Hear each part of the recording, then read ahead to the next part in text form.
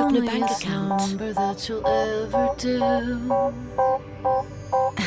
Two can be as bad as one. It's the loneliest number since the number one.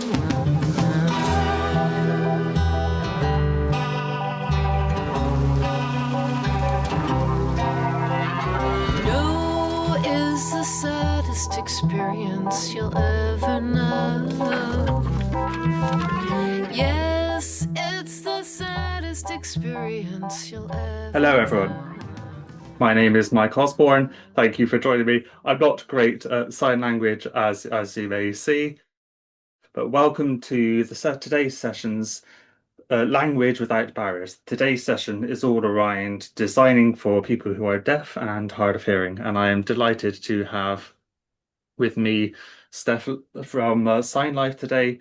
Steph will be making an introduction to herself shortly. We would have had another speaker from AI British Sign Language today, but unfortunately, because of illness, Chris is unable to join us. I do want to say thank you everyone for joining us. Today, we will be exploring how digital content design can either include or exclude people who are deaf or hard of hearing. So, who am I? As I mentioned just now, my name is Mike Osborne. I am the founder and CEO of a company called Accessible Me. I have over 13 years of experience in designing inclusive training programs, and I'm recognized as a speaker at public events like the Learning Technologies.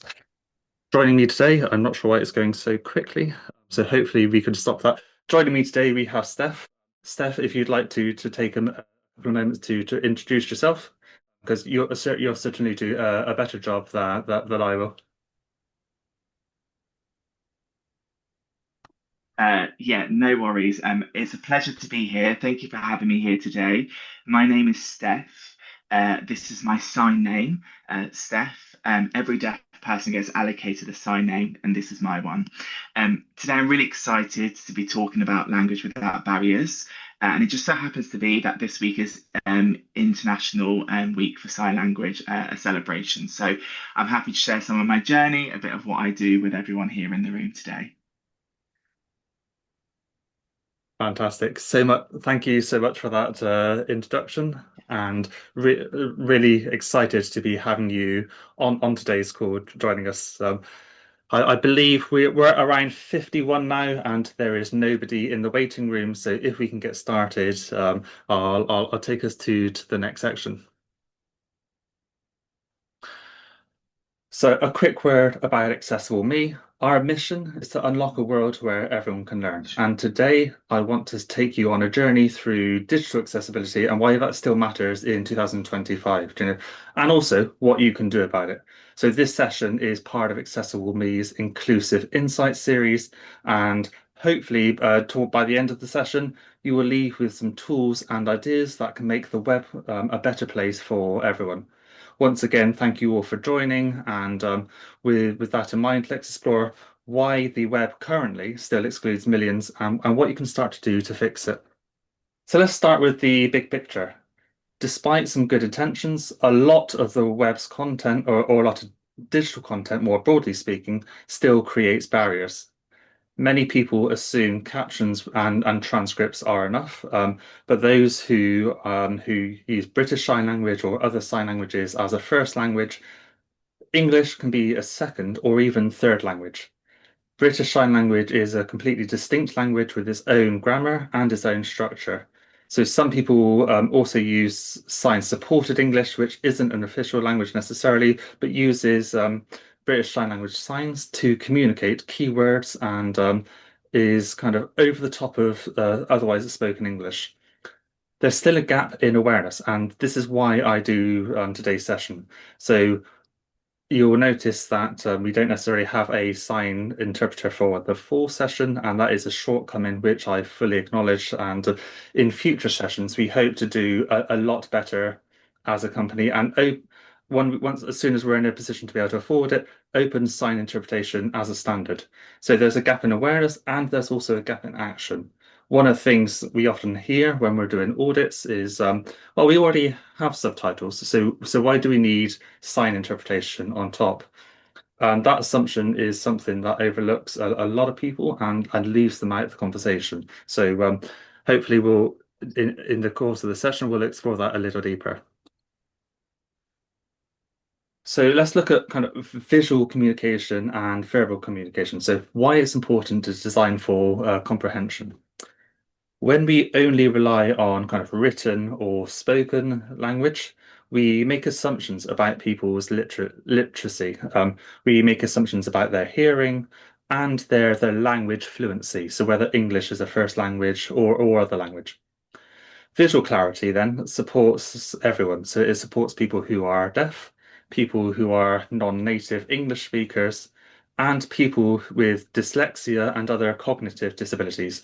I myself have Tourette's, ADHD, autism, depression, and anxiety. So not a hearing condition, but a lot cognitively speaking.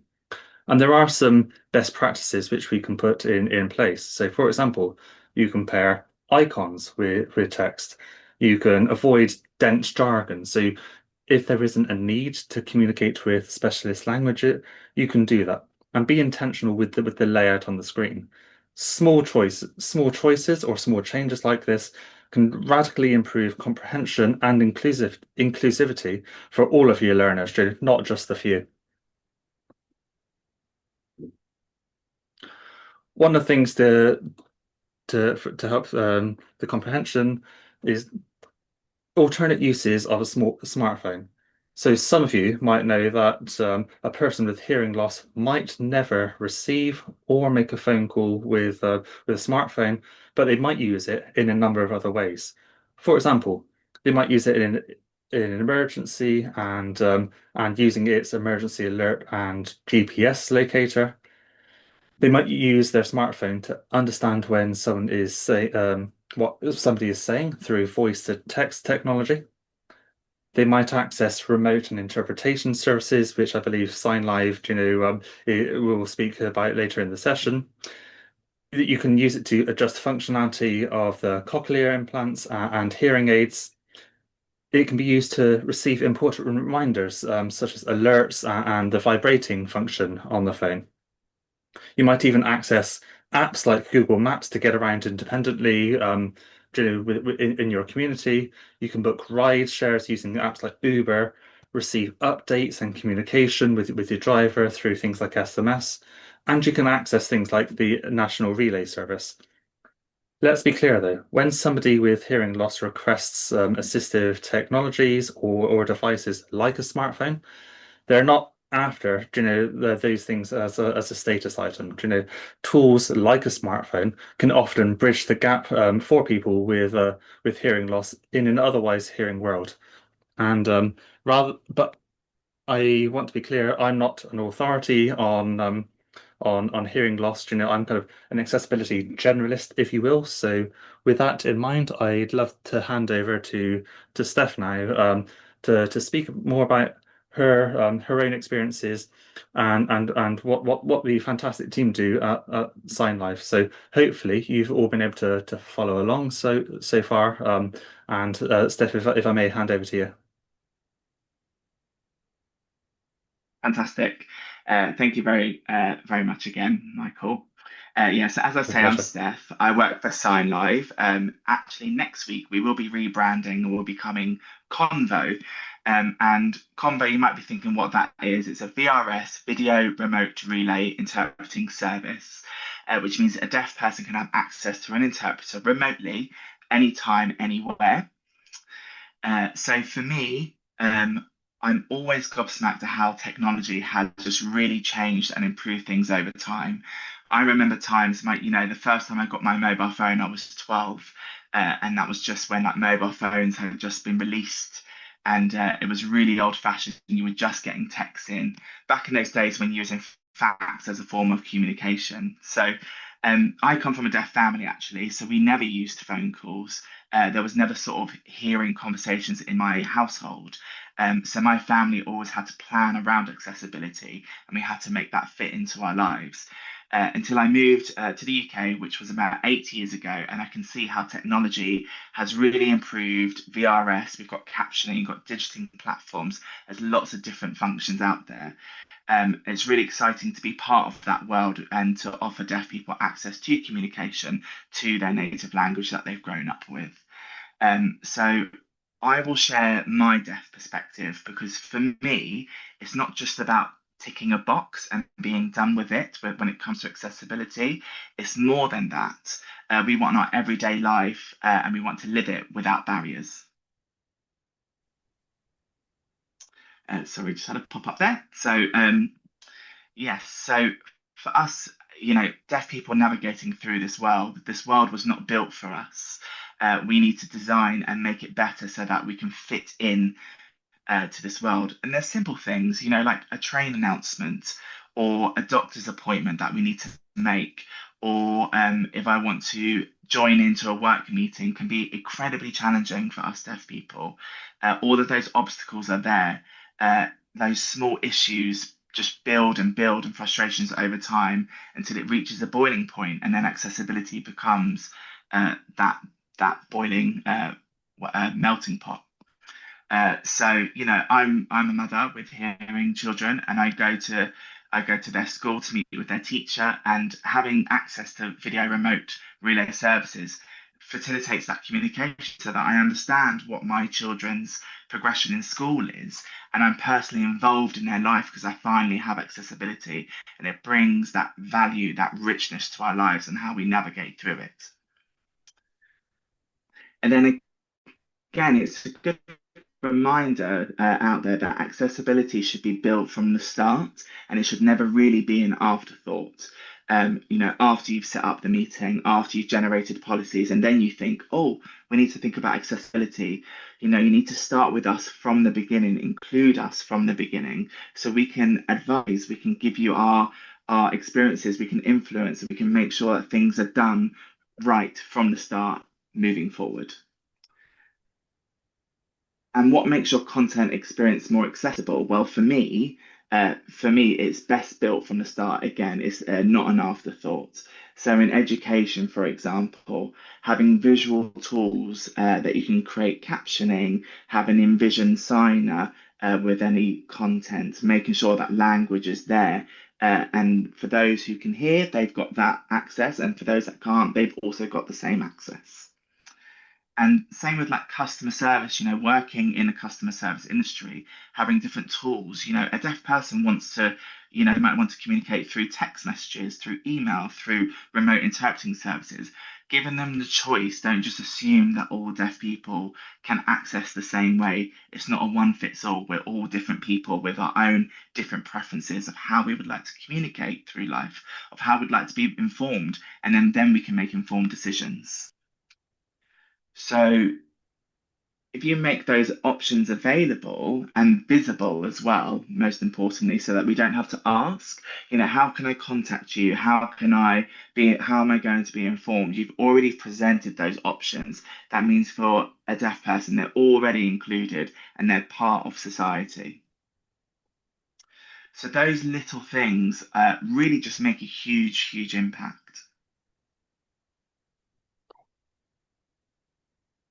So, speaking about customer service, there's a difference between, a staff that has had deaf awareness training, that if you meet a deaf person or them, how to communicate with them, to make them feel like they are equal, having patience, having flexibility. These are key things about how you would work with us. Because you actually want those customers, with deafness or with any sort of disability to come back to support your business. You want to build on those relationships, and you get that when you offer accessibility from the start. Will have a lasting impact. So with us at Sign Live, we offer accessibility solutions, and I'm not saying it is the one solution for all. It's just, again, as I say, an option. We offer a remote and have over 200 different partners. And when I say partners, I mean corporate companies, organizations out there that want to make sure that the deaf community can be included in their services. And we add those partners onto what we call our community directory. So it means when a deaf person downloads the app, they can see on our directory that they can contact this company for free using an interpreter to make any sort of inquiries, to make a purchase, to make an appointment, whatever that might be. And then we also offer QR codes as access points. And I'll show you an example actually like this. So this is an initiative that started this year, and we've already seen a high demand all over the UK.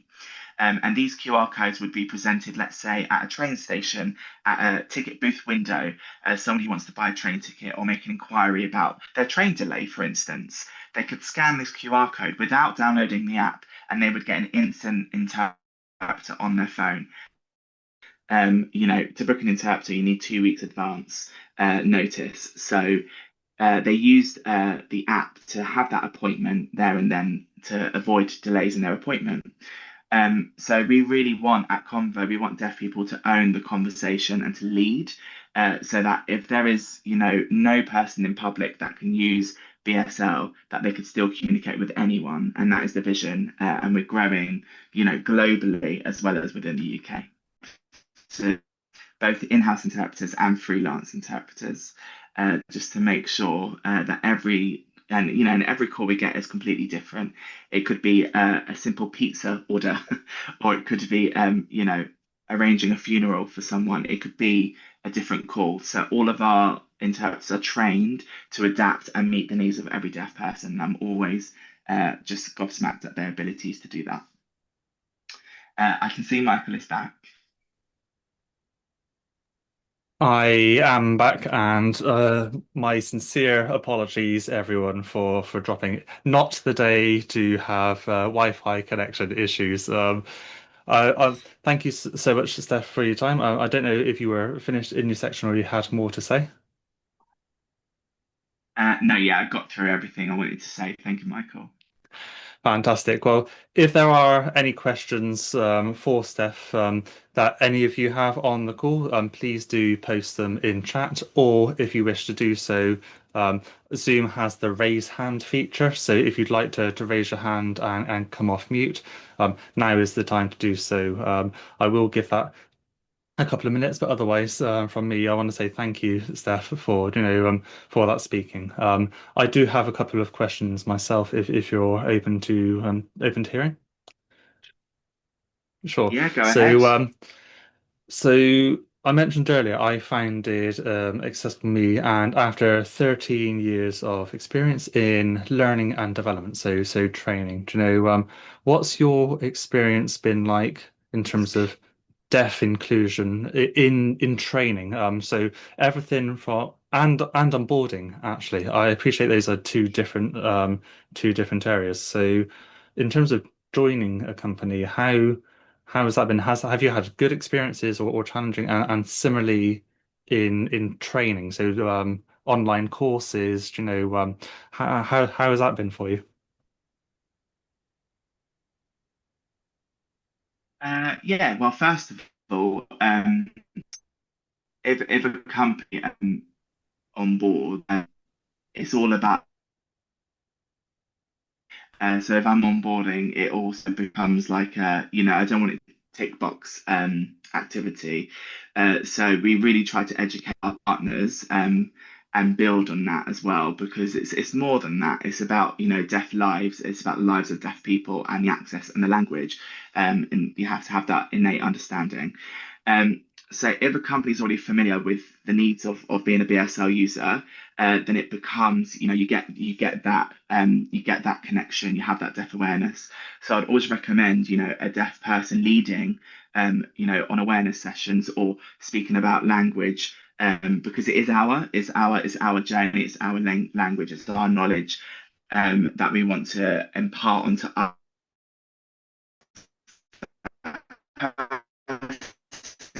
Can do patronising being included, but there has been some poor, where experiences where it's all been very last minute and they don't arrange interpreters. So it has really varied, but it really just comes down to information, resources, working with other deaf organisations, being in the community.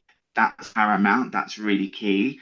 And that's the best way for any company to succeed when including deaf people. That's fantastic. Thank you. And it's very helpful advice. A second question. So for a organization looking to grow, and that can be any organization, not necessarily an accessibility one.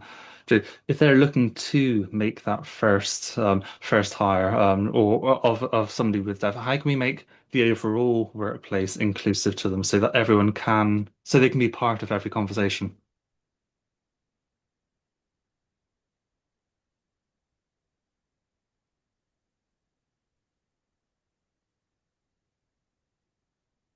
So I would say the simple answer is ask. Ask that person, how do you want to be communicated with? What's your preferences? Is it interpreters? Some people don't like using interpreters, they prefer to lip read. Some people prefer pen to paper. Every deaf person is different. So it's about asking, how can we support you in the workplace? A lot of us deaf people in the community that I know of anyway, have access to something called Access to Work, which is a funding stream from the government to support our access needs within work. And a lot of companies work with a deaf person. They need to make sure that their access in the workplace is great so that they can thrive and that you know, but just going back, it's as simple as asking, how can we support you? How can we support your journey, our company? Before they join, when you're going through the recruitment phase, I would really recommend HR to be familiar with deaf awareness, to book interpreters, and with all of the things that comes to it. And that comes to talking to deaf organisations. How can we improve our recruitment process to make sure that we do hire deaf people and meet their communication needs, whatever it is. Basically, it comes down to asking. Amazing answer. Angela, I can see your hand up. I'd love to invite you to speak if you may. Hi, Angela. Hi, good to see you. Yeah, Yeah, nice to I'm see you too. sorry, I had to say hi in person to Steph. It's lovely to see you. As you may, well, first of all, thank you for this full presentation. I'm sorry my BSL is really rusty because I moved to the Netherlands now and I started studying Dutch Sign Language. With BSL and Auslan, it's the confusion. But I'll get eventually. The reason so I wanted to ask you, you mentioned that Convo is active in Australia, the UK, Canada, I seem and America. I was wondering if there is a possibility of also all five, yeah, and they're all, and South Africa, yes, you did mention South Africa as well. Um, I was wondering if there is the possibility of going more international, meaning also those countries that are not native English speakers. I'm thinking particularly of the Dutch context, which I'm just learning to uh, getting to know, which is not the easiest context when it comes to accessibility in general for non-Dutch speakers. In general, not just for deaf people, but I see that focus culture, let me say. So is that is that a possibility? Yeah, so we are definitely open for opportunities to expand, but it really has to come locally from those countries. So we always say think globally, but act locally. So that means if a deaf Dutch person, a deaf Dutch person maybe was able to facilitate that and take that forward, we would be open to the conversation to come and meet us. That would come down to skills, resources, capability to really get that set up from scratch. But again, I only work here within the UK, but we've got a wonderful team at Convo and someone global in the global team who would definitely be happy to engage in that conversation. Thank you, Uh, we Angela. also we also have Tim. Would you like to ask your question?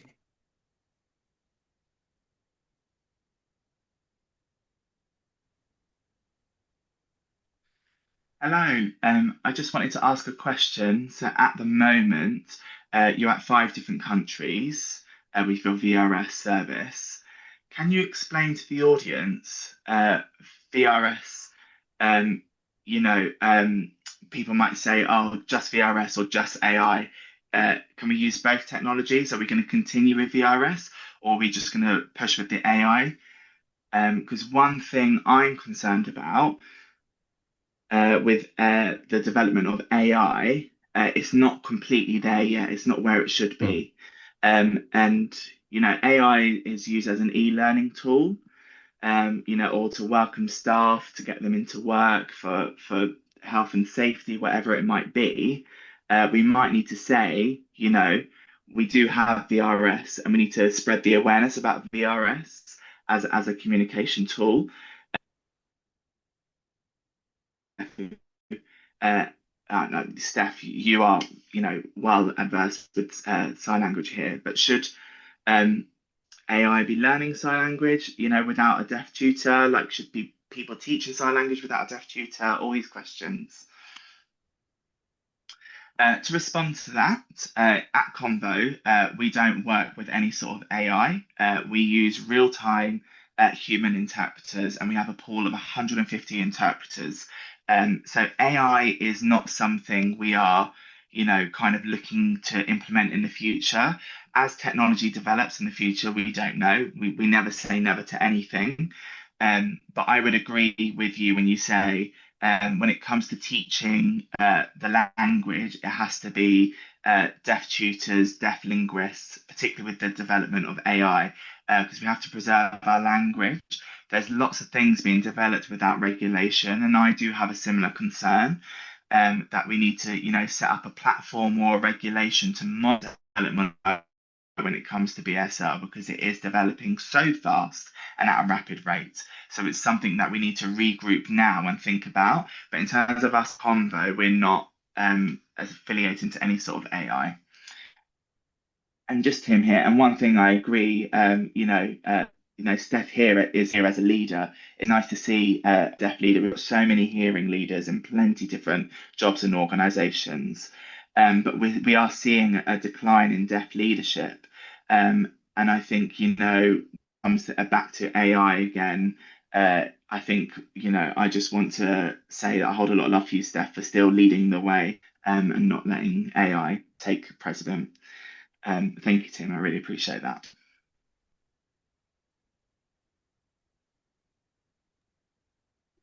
Fantastic. Any further questions for Steph before we go? We obviously I do hope there will be time towards the end of the session as well.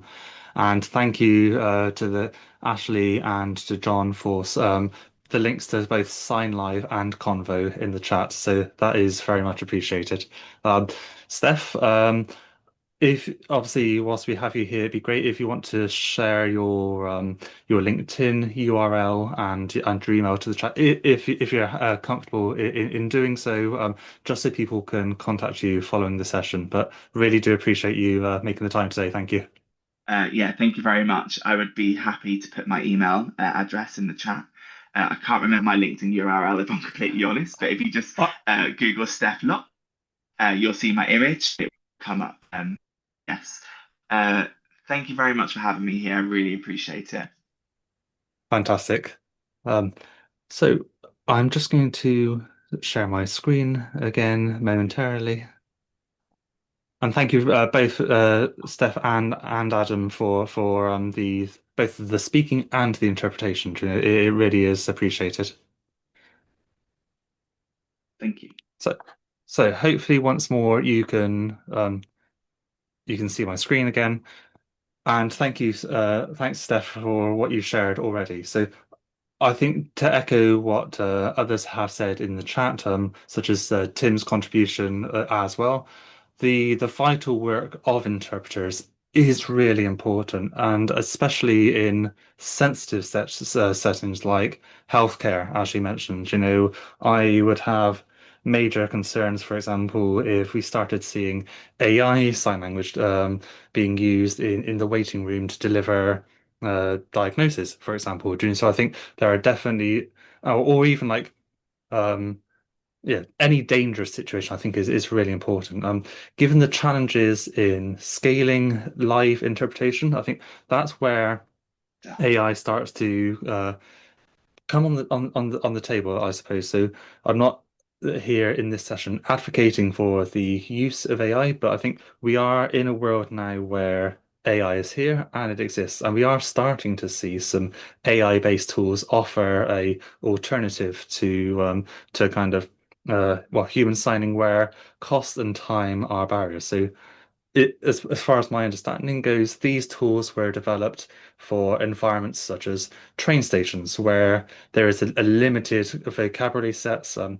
when I say limited vocabulary, a lot of things such as stand clear from the edge are standard terms.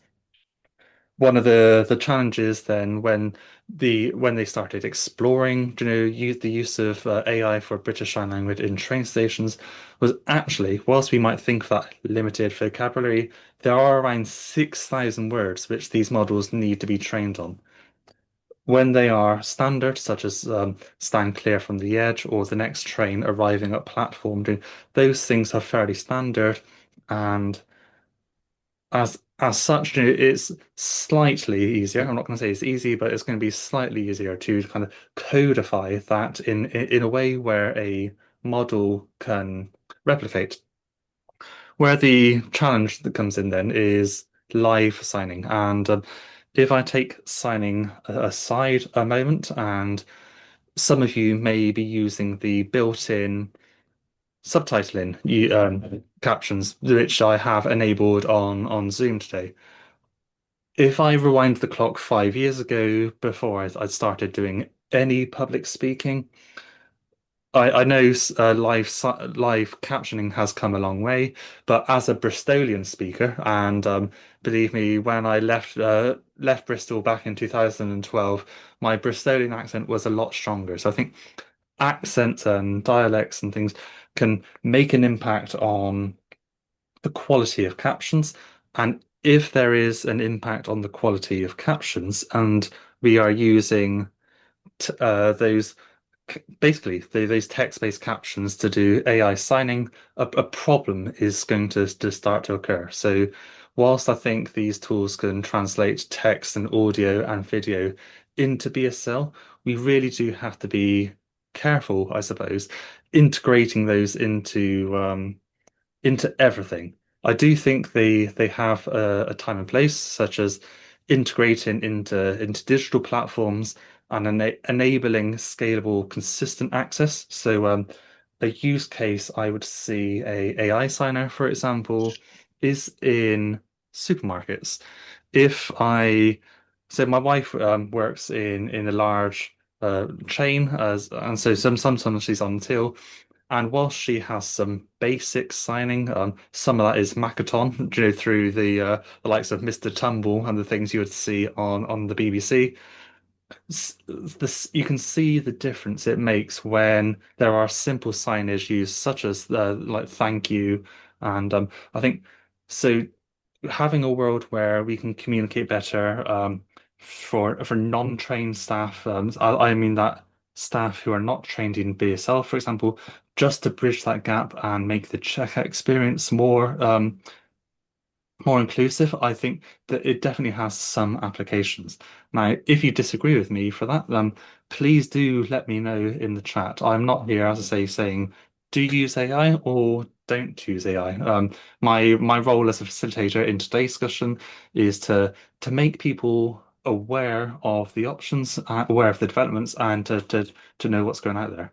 What I would say though is if you're going to use AI, there needs to be human checks, human checks for ensuring quality and accuracy, just as you would in terms of checking the captions. So those of us who have used YouTube captions, for example, after this session will be uploading the video output onto YouTube.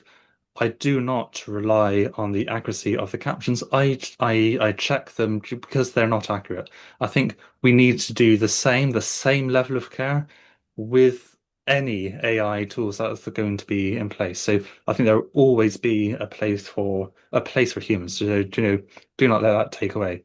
If your IT teams do have the right skills, though, these BSI translation tools can be added to any platform to increase its accessibility. So imagine going on the website and having the content not just read to you through tools like read speaker, but also signed to you through tools like AI British Sign Language, or Synapse, which is another tool. These things include live translation as well for events like via an API. So where is it heading? Well, the primary goal is to reduce bottlenecks in BSL translation by supplementing human translators, or interpreters. So uh, I would be concerned if we move towards losing any human translator, any human interpreter. Be and where I think the power of the tool really comes in is raising that awareness. If we see these the little avatar appearing on your website, hopefully a child will see that and go, "Oh, that's interesting. I wonder if I can learn that." And I think celebrities such as Rose Ellis winning Strictly Come Dancing, or Chris winning the year after, these public appearances do quite a lot of good to increasing the awareness that's out there. The expanding the vocabulary sets allows these tools to cover industry specific terms for kind of broader applications, and partnering with organizations to co-create new content. That's what's going to ensure both relevance, and first and foremost, and accuracy. AI's role then is to supplement and not replace human interpreters. So I think that's going to be important for maintaining quality and cultural nuances. Further developments in this field are going to be most likely user-generated vocabulary and community rating systems. So Tim earlier mentioned that these AI tools are not great. And if we rewind the clock again and look back at where Google Translate was 20 years ago, it left a lot to be desired. And now, if you fast forward the clock, the Google Translate has gotten a lot better. Still not perfect, but better. So I think these tools are exponential. The rate of growth is growing quickly, but much as has been flagged on the call, still a long way to go. So let's look at when things go wrong. And sadly, at the moment, that is quite a lot. Here are some examples. So captions that are auto-generated and not accurate. Audio only content, that doesn't have a transcript whatsoever, or videos with no British Sign Language or even any basic visuals. If I just had text on screen for this entire webinar and no iconography, if I have dyslexia or I missed a key point, this is all going to impact the accessibility of the session. The fixes don't always have to be expensive. And it's about forethought. So not, oh, in hindsight, these are things we could do. And in future, as I've noted, these are things I hope to be able to offer. So add layers of access up front. Much to Steph's point, the more you can do up front, not as an afterthought, you can make a big difference. Today we have the captions enabled through Zoom, and I've also shared the slides both in the slide version, the notes version, and the speaker notes. Just to do what I can within our limited budget, to make the session more inclusive. Things like that. Just being mindful of what you can do, even with limited resource. That mindset shift is key. Think about progress over perfection. And this is referencing someone who I quite admire in this field. So Susie Miller quite literally wrote the book on accessibility in learning and development. Learning technologies this year, one of the keynotes that stood out for me was this idea of progress over perfection. So wherever you are now, whether you think you are at the top of the accessibility ladder. You couldn't possibly do any more, or you're yet to take your first step. My goal in delivering sessions like this is to get everybody up a couple of steps from where we are. So hopefully by joining today's call, you're starting to think about what steps you can take. And believe me, every additional step you can take will improve accessibility, is a step in the right direction. Let's look at some practical steps then. And if you're wondering where to start, here are 5 actions you can take today. Number 1 is to use accurate captions and transcripts on your video. Secondly, is to design simply. Third, add meaningful visuals. So if they say a picture says 1,000 words, you can increase your accessibility quite a lot by adding icons to your content. Easy read documents are becoming more and more popular because they reduce the cognitive load to process the information. Offer BSL where appropriate, and more importantly, test your content with users who are deaf or have reduced hearing. These are all small steps, but they are powerful, and I encourage everyone to do it. Now we do have about just over 10 minutes to go. I'm going to stop sharing the slides in a moment and open the floor to questions. So please do drop them in the chat or QA box if you haven't already. I'll direct them to Steph based on the topic, and we'll go through as many as we can. Steph has dropped her email address in the chat, and my one Q&A rule for these sessions is the only question that is a silly question is one that isn't asked. And believe me, in my career, I have asked a lot of different questions. Before, I appreciate some people may be at time. They may be joining at the lunch break. So if you are leaving, thank you everyone for being part of this session. And in terms of key takeaways, the webinar recording is going to be uploaded to our YouTube channel. So do look out for that. Visit Accessible Me's webpage or the Sign Live or Convo page, and let's continue the conversation. With that, I'm going to bring up my chat again, and I'm just looking now at the chat for some of the questions. So I can see Tim, which has commented in the chat. What is not British Sign Language?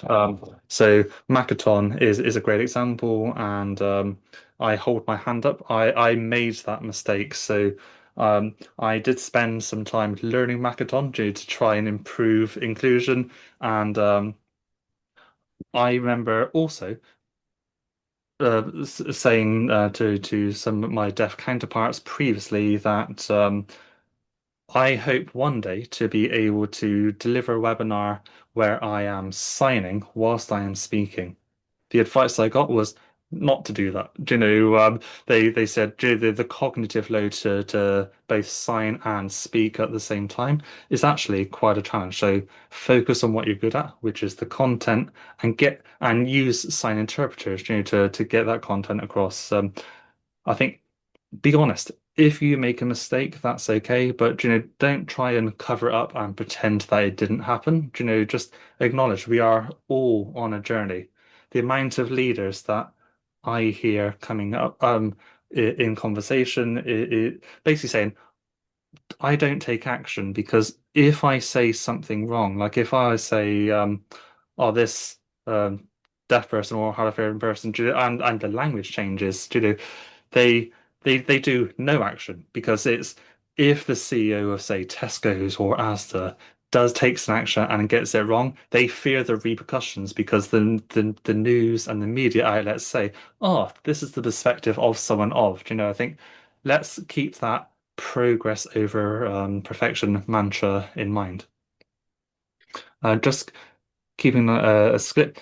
Lizzie's asked the question, is there a glossary somewhere to explain the acronyms like VRS, SLR, LLM? Because Lizzie is getting a bit lost with the acronyms.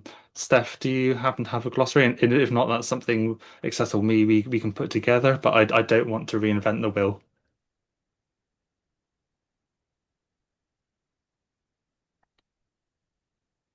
Not to my knowledge. Yeah, not that I know of. Okay. Well, that's something we can absolutely look at then. Look at. So I will do Uh, a bit of research before sending the email out, and sorry, hopefully Michael. make them more good. Sorry.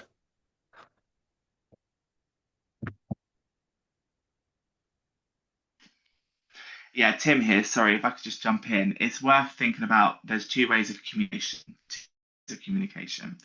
So, language you can just recognize exactly. There's lots of different ways. Is it word for word, or is it to BSL, or is it spoken to BSL? There's lots of different ways we can do this. It's worth thinking about if it's live or not live. But the number one thing, the number one feedback, for us to pertain to to go back to your question earlier about train stations and stuff like that, that there's no feedback sessions. People just tick the box. I think it's important to listen to the community, and when it comes to AI, particularly,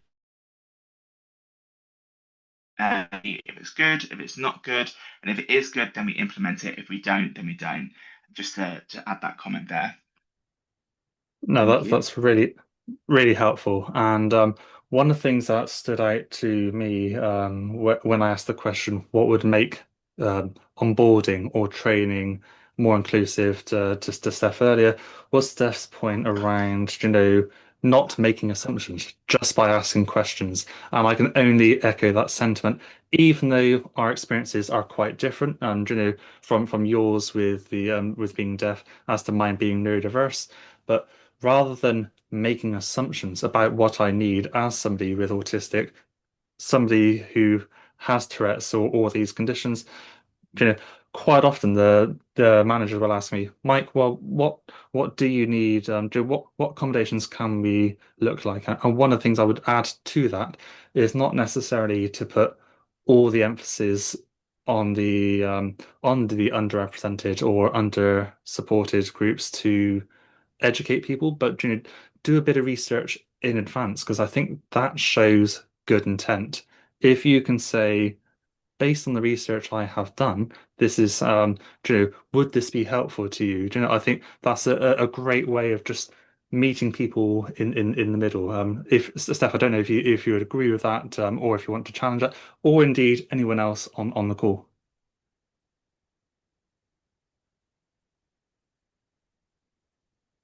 Yeah, I would agree with. I think, yeah, presenting some options and keeping yourself educated. And 2 years ago, the answer would be different to the answer you might give now, and then 2 years ahead, saying things change. So I think continually researching, self-educating, maybe even learning to do a bit of sign language yourself. With this week being International Sign Language Week, I'd recommend everyone to go and learn a bit of sign language yourself so you can communicate with us. And I must apologize on that front, actually. So earlier I was doing a bit of research, and I did want to say, Joe, nice to meet you. Hopefully I'm getting that right, and do some of the basics, and I just think even small steps, Well, to be can honest, you're frozen, Michael, so I can't actually see what you're doing. okay, well, I will not try and do any further then. Well, We yeah, do this, have a I'm presuming you're doing this. that's Yeah, nice to meet you. We've got a nice to meet you. Yeah, nice to meet that you all around. To meet you, Steph. Nice to meet you, Michael. That was exactly the one. We do have one question. I apologize. I don't know the name. It's IXK34L, which says, who could we approach to interpret some of our online courses? Are there resources like Convo that offers interpretation services? So, do you have any recommendations out there? And if anyone, again, have used these services before, please do pop your recommendations in the chat. So, do we mean online for learning BSL? Is that what we mean? Because we don't, Convo, we don't offer BSL courses, but I'm definitely happy to signpost to deaf-led training providers to offer BSL courses to start, from those who are starting from the beginning, working their all the way up to to interpreter level worth of qualifications. And that can take 7 years actually for someone to get up to an interpreter level, but maybe Tim might want to add a bit more to that. Tim, if you. Yes. Yeah, when you buy a book, some people buy a book to learn sign language, but that isn't the best resource because it's always in images. So if we're looking at online, you might be able to learn, but then how are you going to practice? Who are you practicing against? So again, learning just off online videos isn't the best way. So, two best options is working with a teacher remotely through Zoom. I don't advocate for MS Teams. I do advocate for Zoom. Or working with someone face to face to learn sign language. I think there's two simple ways. Some online resources are hit or miss. E-learning, again, a bit hit or miss. But I think listen to the deaf community first, as what Steph has said earlier. If we're going to exclude deaf teachers or deaf tutors or deaf course providers and just focus on the online content, it's not an inclusive practice. I think bringing deaf people into the mix is the best way to do it. And Steph here, yeah, there's a lot of online content, particularly on social media, for people who are starting to learn sign language themselves, and then posting what they're learning, and that isn't an appropriate resource. Working with a deaf linguist, a deaf tutor, that's what we advocate for. And as I said, ESL, I can signpost you to the best places based on where you're located. But here at Convo, with partners and organisations that join us, we offer onboarding workshops, and we provide, we talk about what we do, how we can do it, and these are, again, conversations. If anyone's interested, please do send me an email. So just following up on that, so if the question, as I've understood it, isn't necessarily where can I go to learn sign, but how could I increase sign representation in my courses? So if I wanted to learn how to be a mechanic, for example, and I created some learning, what would be the best way to increase inclusion that way, and have a sign? Would it be to basically hire a signer, have the script, and record them?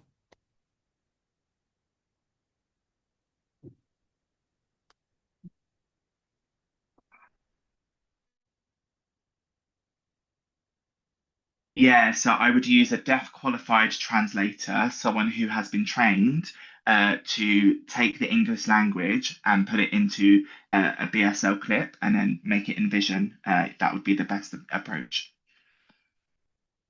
Thank you. Well, it is coming up 1 p.m. Now, and so we have come to the full hour.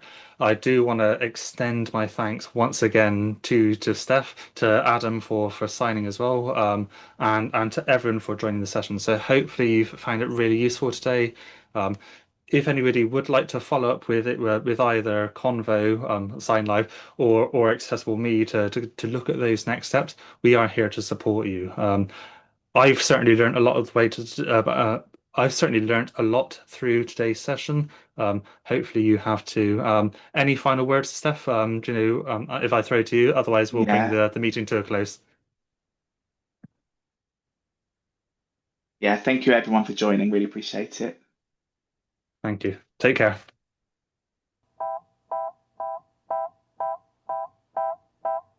One is the loneliest number that you'll ever do.